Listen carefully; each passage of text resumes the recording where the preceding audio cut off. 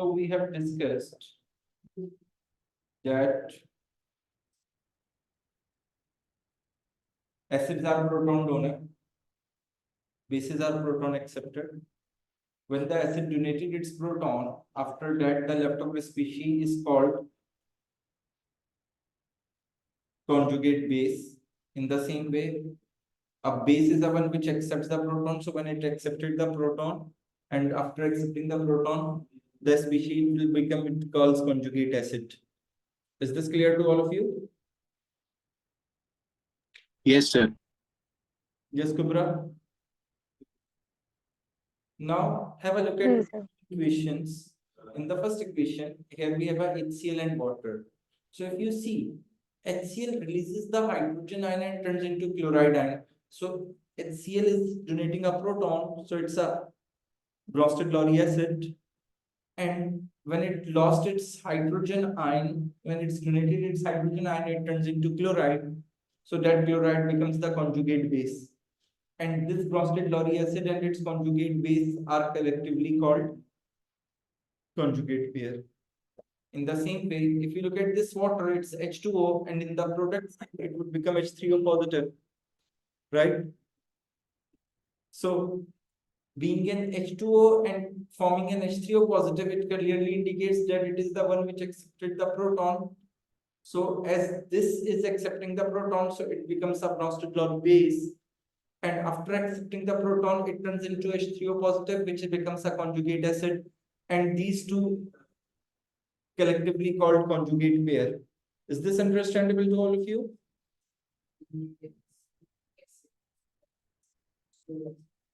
If you see here, it has a 3 hydrogen. So what it means that initially how many hydrogens it has? So now it has 3. So it means that it got 1 hydrogen ion. So H2O gains 1 hydrogen ion, so H2O is a base. And after accepting the hydrogen ion, it turns into H3O positive, so it's a conjugate acid, and these two are collectively called conjugate pair. Is this clear? Okay. Sir ये HCl Bronsted-Lowry acid कैसे? What is Bronsted-Lowry acid? Which donates the hydrogen ion, right? Which donates a proton, right? Yes, sir. Okay. I got it. Okay. Now, if you look over here, it's ammonia and water. So if you look at the product, ammonia turns into NH4 positive. So what this tells me? That ammonia is the one which accepted the proton. So it's a Bronsted-Lowry base. And ammonium formed after accepting the proton, so it's a conjugate acid. So these two, ammonia and ammonium ion, becomes one conjugate pair. Now if you look at H2O, in H2O there are 2 hydrogens in it. And after the reaction it becomes OH negative. So it lost or it donated 1 hydrogen. So that's why water is the acid over here. And as it donates the hydrogen, it turns into hydroxide and it becomes the conjugate base. Is this clear? Yes, sir. Okay. Now have a look at another example. Here we have a hydrochloric acid and ethanoic acid. Although both are acids, but if you look at the equation, you will find this acid is actually accepting the proton. So it means here it's not an acid, it's behaving as a Bronsted-Lowry base. And HCl lost a hydrogen, so HCl is behaving as an acid. So HCl is an acid and its conjugate base is chloride. CH3COOH is a base and its conjugate acid is the CH3COOH2 positive. Is this understandable to all of you? Yes, sir. Yes, Kubra and Ahmed? Yes, sir. Okay. Now, these are strong acids and weak acids. The definition and the concept is same as you have did in your IGCSE or in O levels, that the one which ionizes completely are called strong acids, and we use the single arrow. And the weak acids are the one which ionizes partially in aqueous solution, and for that we use the reversible arrow. Is this clear to all of you? Yes, sir. So you must Yes, sir. remember these 3, the strong acids, and these are the weak acids. So see, sulfuric acid actually behaves as a strong acid when it is releasing just its one hydrogen, not both. So when it releases its one hydrogen, it turns into hydrogen sulfate ion. And when this hydrogen sulfate ion releases the hydrogen, its behavior is as a weak acid. Is this clear to all of you? Yes, sir. Yes, Ahmed and Kubra? Yes, sir. Okay. Now, strong bases are the one which completely ionizes in aqueous solution, and weak bases are the one which partially ionizes in aqueous solution. So aqueous ammonia is the example of the weak base, and sodium hydroxide or any other group 1 hydroxides all are strong bases. Okay, so group 1 hydroxides, and beside group 1 hydroxides, barium hydroxide also. So these all are strong bases. Aqueous ammonia, magnesium hydroxide, calcium hydroxide, these are considered as a weak bases because they partially ionize. Okay, so these are the three ways by which we can able to differentiate between a strong acid and a weak acid. In the same way, we will able to differentiate between a strong base and a weak base. Please give me 2 minutes.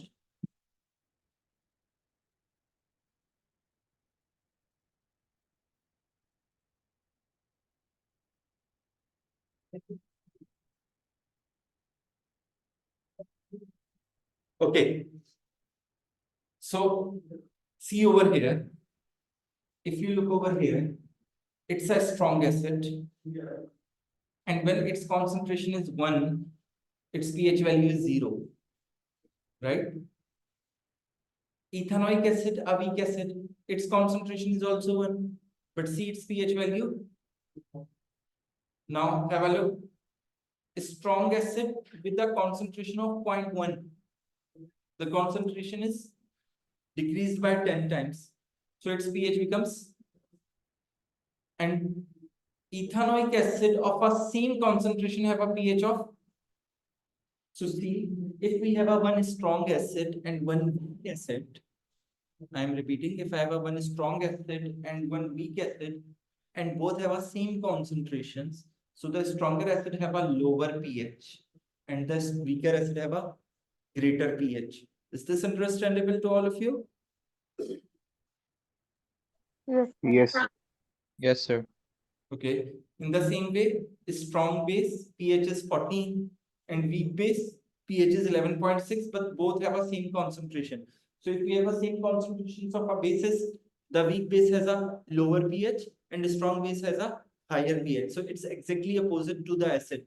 Stronger acid have a lower pH, stronger base have a higher pH. Weaker acid have a greater pH and weaker base have a lower pH. Is this clear? Yes, sir. Okay. Now, how can we determine the pH? So these are the three ways. To determine the pH, we will use universal indicator. So what we will do, we will put the universal indicator, dip in the solution, it will show some color, and we compare that color with that chart provided with that universal indicator paper.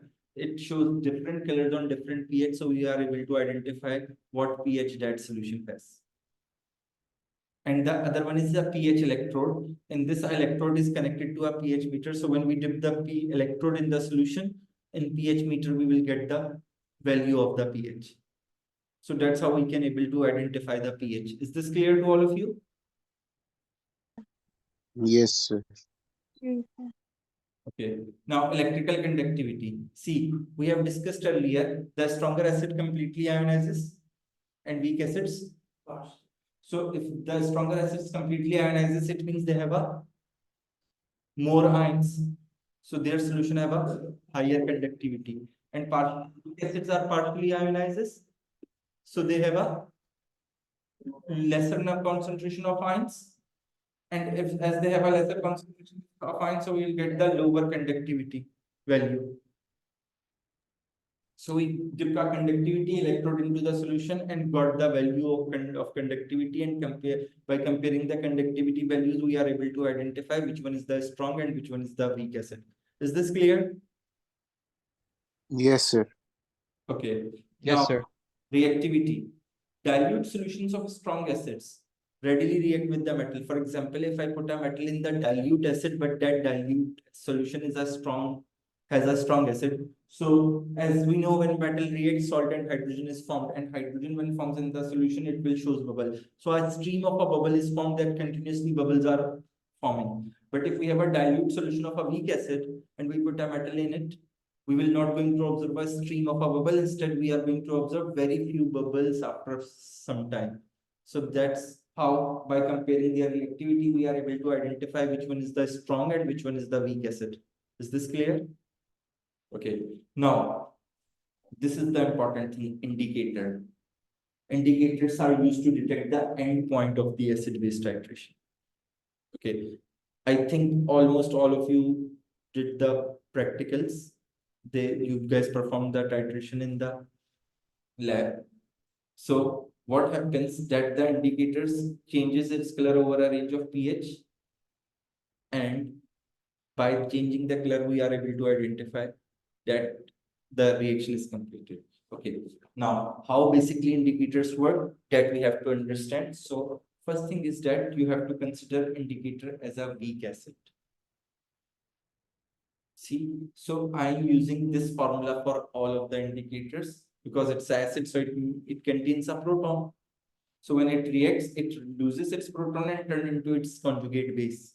So ion can be any structure. I'm using the general word ion over here. For example, here the phenolphthalein indicator is shown at the bottom. See, this is the formula of the phenolphthalein. So you guys are not able to remember these complex formulas. So instead, we use when it's not dissociated, we will use this formula for undissociated indicator molecules. And when it dissociates, it will provide hydrogen ion, and this negative ion is actually referring to this one. Is this understandable? Okay, now can anyone of you tell me, if you recall, when you use the phenolphthalein as an indicator, at the end point, what color we got? Which pink? Is the pink that you got at the end point is exactly this pink, or it's different than this? The end point. Yeah. Sir, it's light on It's lighter very side. light, right? If you compare with this color, it's a very light color, isn't it? So see, this is the thing that is you need to understand. This is the color of the phenolphthalein when the solution is completely alkaline, completely basic. And this is the color of phenolphthalein when the solution is completely acidic. So how we figure out the end point? See, we use the term end point. So the end point has a intermediate color of these two.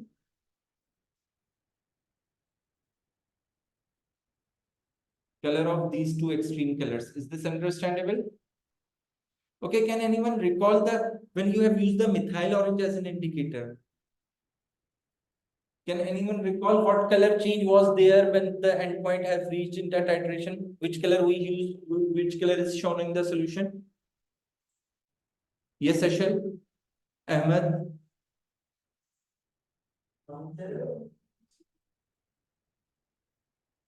Isn't it a peach color? Yes, sir, it's a lighter peach. Yeah, it's Called. a very light peach. Now see over here. Yes, sir. Yes. Now see over here. In acidic, what's the color of methyl orange? It's a red. Red. What's its color in basic solution? So Yellow. these are the Yellow. green colors. So their intermediate color is a light peach.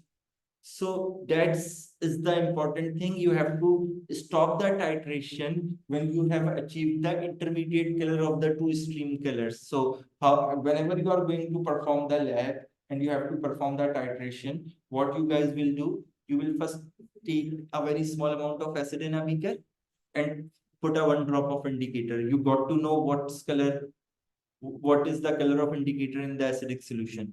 Then discard it, wash it, then take a small amount of alkali in it, and again drop 1 drop, again put 1 drop of indicator in it. You will get to know what is the color in basic solution. Now you got the two extreme colors. So when you are performing the titration, when you are adding from the burette the solution and you will continuously swirling the flask, we have to make sure you have to keep in mind those two extreme colors, and when you will get the intermediate of that color, you just stop titration. That's how you are able to get the exact or the correct endpoint. Is this understandable to all of you? Yes, sir. Okay, now how indicator works. See, when the indicator molecules are there and they are not dissociated, they are in the form of this. This color is shown. That's color red, that can be any color. For example, for methyl orange, it's red, and for phenolphthalein, it's colorless. When these ions are there, the second color is shown. For phenolphthalein, it's pink, and for methyl orange, it's yellow, right? So see, what is their hydrogen ion?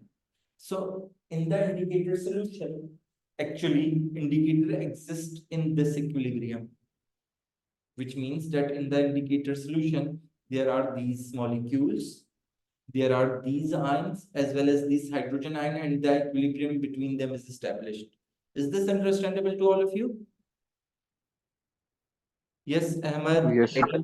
Hamza, Kubra. Yes, sir. Okay. Yes, sir.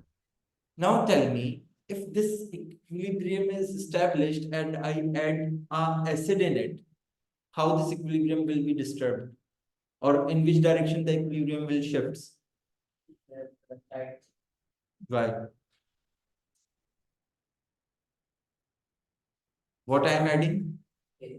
Acid. So what acid produces? Hydrogen ions. So what will happen? Its concentration will increase, and as a result, equilibrium shifts towards left. Yes.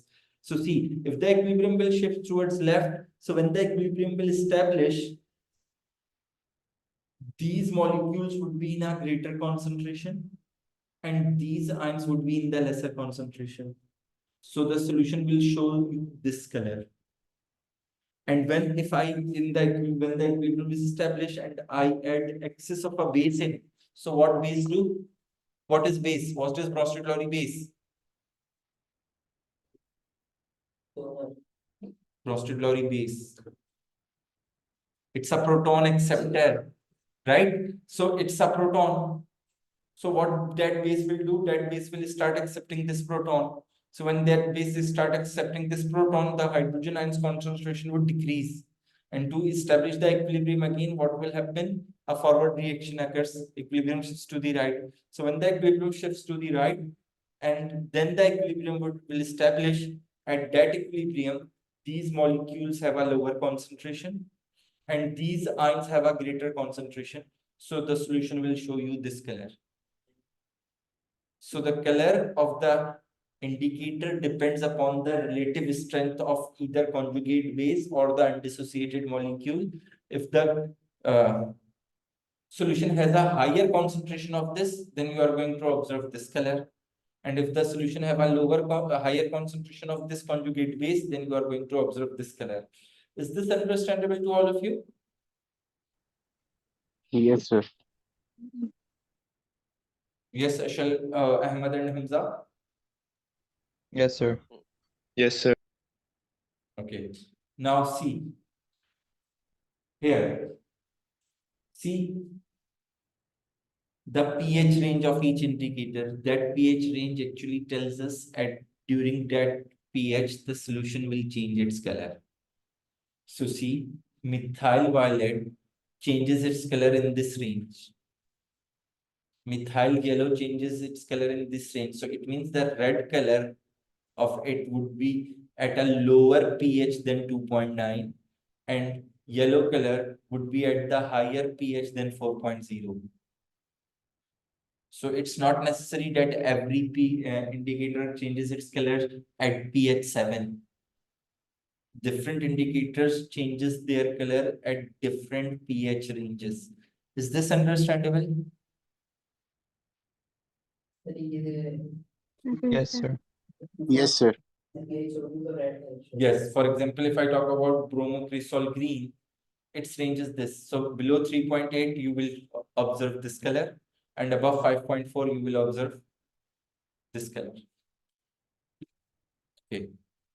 Now, after this, we have titration curves.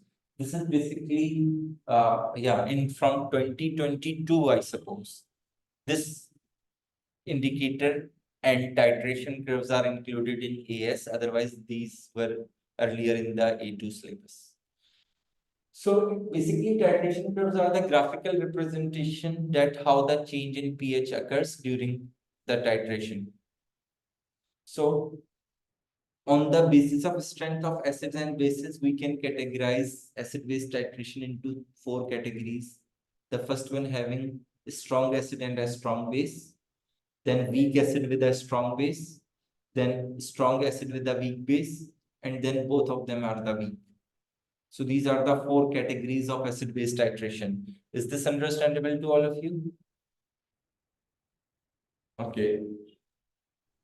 Yes, sir. Now, Yes, sir. we are going to perform the titration of a strong acid and a strong base. So both are strong, it means both ionizes completely. So if both ionizes completely, then what would happen at the end point? We will get this thing at the end point, because equal number of hydrogen ions are formed by the acid and equal number of hydroxide ions are formed by the base. So the concentration of hydrogen ion and hydroxide ion are going to be equal. And if these concentrations are equal, then the solution has a pH of 7 at the end point. And it happens when both the acid and the base are strong. Is this understandable to all of you? Yes, sir. Okay. So Yes. you have to remember these shapes of the curves when the examiner asks you to draw. Okay, now have a look. What is the initial pH? 13. 13. 13. So it clearly indicates that initially the flask contains alkali in it. And see on the x-axis, what we are adding? HCl. So it means HCl is present in the burette. Is this clear? So from Yes, sir. okay, now it's a strong base, right? So when I add a acid, a small amount of acid will not affect it. See, it's a very, very slightly slant, right? But as the concentration are both of the ions are going to be equal, there is a very rapid fall in the pH, and this pH and the whole solution turns acidic. Is this understandable? So see, as it's a strong acid, so the horizontal line is very slightly slant, and it's a weak base, so the horizontal line is very slightly slant. Okay, here we made a vertical line. Now that is the important thing, as we have decided that hydrogen ions and hydroxides are going to be same because both are strong. So you have to make sure that this straight vertical line has a midpoint at 7. So that's how we will show the pH at end point. Whenever we are drawing this vertical line's midpoint is actually the end point. So as we have decided that the pH is going to be 7 because both the hydrogen ions and the hydroxide ions have a same concentration. So the midpoint of this straight line must be 7. Is this clear? Yes, sir. Yes, sir. Yes, sir. Now, if for example, we have taken acid in the flask and we are adding the base, so what will be the shape of the graph then? Then acid is in the flask, so initially the pH would be lower. So it's exactly the mirror image of this graph. It would be like this. Is this clear? Okay. Now another important thing. From this titration curve, we are able to identify which indicator is suitable for that titration.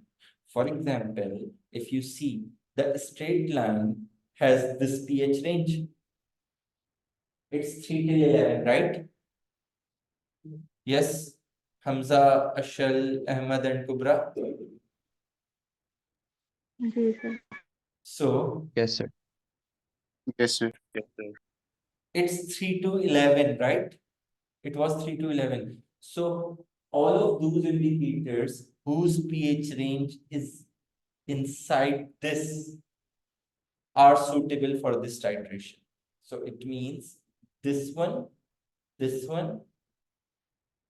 and this one are not suitable for this titration, and the rest of the indicators can be used for this titration because all of their pH range are lying within this range. Is this clear to all of you? Yes, sir. Yes, sir. जी Okay. Now, what we are using over here? What is a weak base which partially ionizes, which shows reversible? So see, it's a aqueous. So it means at end point, as HCl is there, so we got hydrogen ions, chloride ions, ammonium ions, and hydroxide ion. But ammonia is a weak base, right? So what ammonia would do? Ammonia ions react with these hydroxide ion and undergo a backward reaction forming these two. So if this would happen, then what would happen to the concentration of hydroxide ions? It would decrease. So it means at the end point, hydrogen ions have a greater concentration and the hydroxide ion have a lower concentration. They are not going to be equal when the weak base and a strong acid is there, and hydroxide ions concentration is going to be lower because it's a weak base, so it will undergo a backward reaction. Is this clear? Yes, sir. Yes, sir. So it means at end Yes, point sir. what will be the pH? Lower than 7, because we have a greater hydrogen ion and a lesser hydroxide ion. So it means the vertical line which we made earlier have a midpoint at 7. Now that vertical line must have a midpoint below than 7. So see the graph now. The base was weak. So see, as soon as the acid added, see, it's not slant as the strong base was. It is relatively more slant.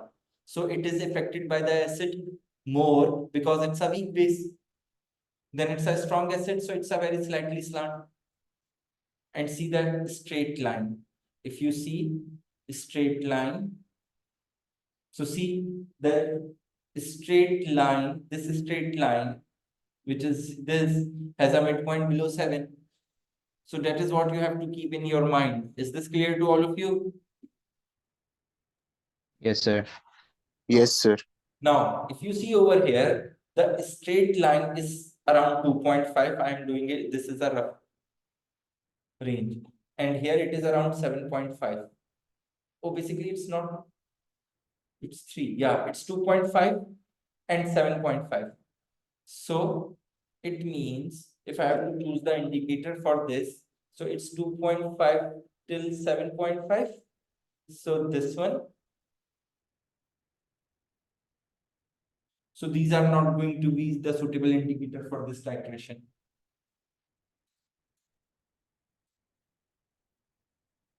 Because these where I put the cross are have the pH ranges which are not lying in this range.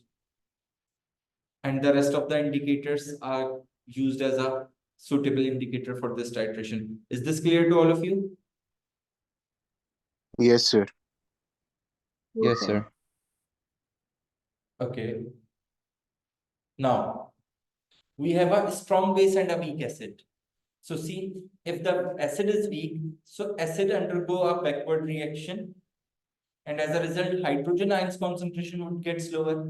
So at the end point, hydroxide ions concentration are more than the hydrogen ions. So the at the end point, the pH would be greater than 7. So it means the end point of the straight line would be higher than 7. So see over here. See, this is the straight line, and almost its endpoint is higher than 7. Is this understandable? Now see, as it's a weak acid, so the line is more slant. So you have to keep this in mind when examiner asks you to draw any of this graph. If the acid and the base are strong, then the horizontal lines would be very slightly slant like this. But when the base and the acids are weak, then it is relatively more slant. Okay. Now, if you see the straight line starting from 6.5 and ending at 11, right? That is a rough identification. Otherwise, you will take the ruler and identify. So now we have a pH range. When there is a strong base and a weak acid, we got this pH range from the titration curve. So it means 1, 2, 3, 4, 5, 6, 7. These all are the indicators which are not suitable for this titration. Only these two indicators can be used when there is a strong acid and a weak base. Oh, sorry, strong base and a weak acid. Is this understandable to all of you? Yes, sir. So Yes, examiner sir. also ask you for the 1 mark to choose the suitable indicator after letting you draw the titration curve. Then examiner give you 2 to 3 indicators from here along with their pH range and ask you to tick mark the one which is suitable.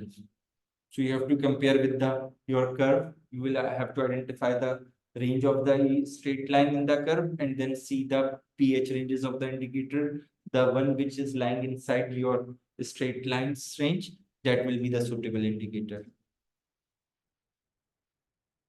Okay. Now, after this, both are weak. So if both are weak, then both will go in backward reaction. So it means if both are going, so the concentration would be the same for both. But the thing is that as both are weak, we are the straight line which we are getting sharp in last 3 cases. This is not going to be sharp. See, this is also a diagonal line. And in all of the previous cases, the color change would occur at 1 drop, and here it would not occur at 1 drop. It will take a range of a volume like 0.5 or 0.6 or 0.7 centimeter cube volume. And see, both are weak, so the lines are relatively more slant, and even the straight line is also slant. Now, if you see that the straight line, its range is very small. So, according to this range, this is only the suitable indicator, the bromothiamine. Is this clear to all of you? Yes, sir. So you have to keep the shapes of that curves in this mind, in your mind. You have to, whenever the examiner asks you this curve, examiner not check this curve quantitatively. They always check qualitatively, that if the strong acid is there or a strong base is there, then the light would be like this, right?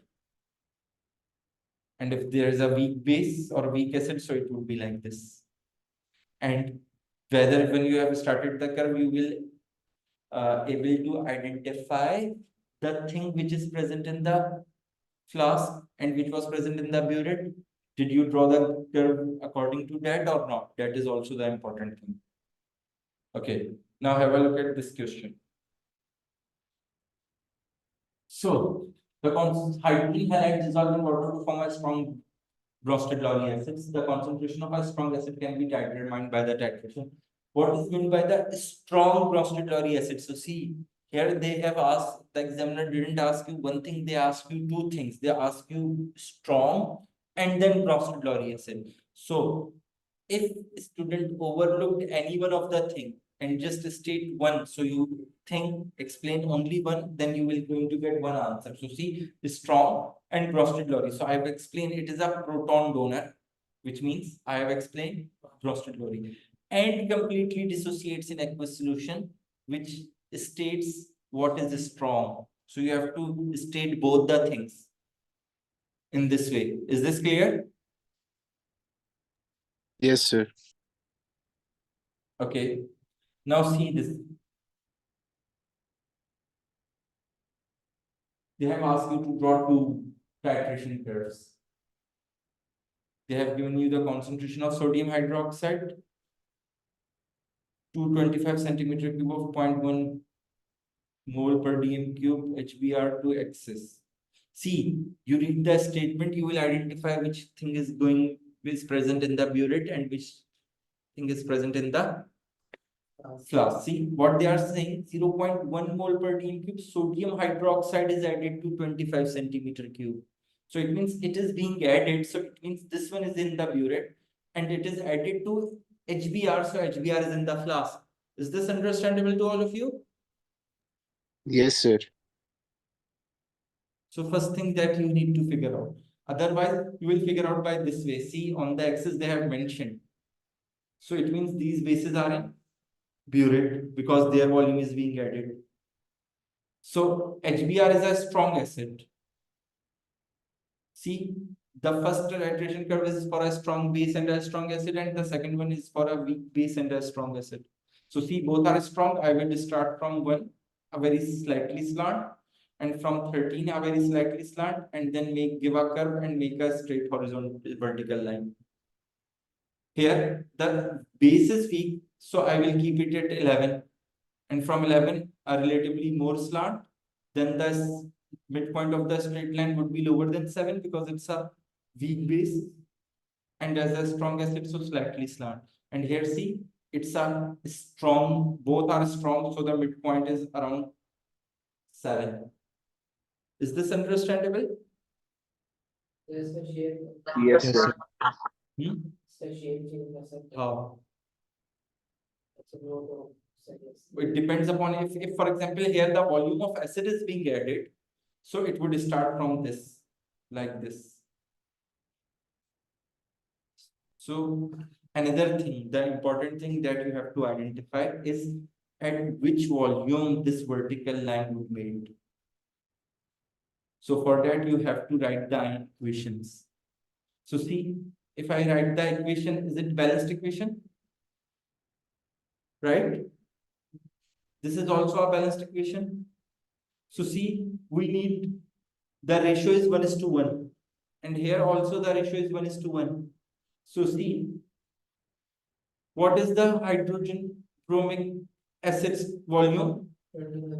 And its concentration is? What is the concentration of sodium hydroxide? So see, both solutions have a same concentration. So it means their same volumes contain same moles. So it means if we have a 25 centimeter cube of HBr, then on adding 25 centimeter cube, the neutralization would occur. So the straight line would be made at 25. So same thing happens over here. See, both aqueous ammonia and acid both have a same concentration. And acid's volume is 25 centimeter cube. So it means as the mole ratio in the chemical equation of both are 1:1, so exactly same volume of ammonia would be needed, and at the same volume of ammonia we will get the straight vertical line. Yes, is this understandable to all of you? Yes, sir. Okay, yes, Ahmed, Hamza and Kubra.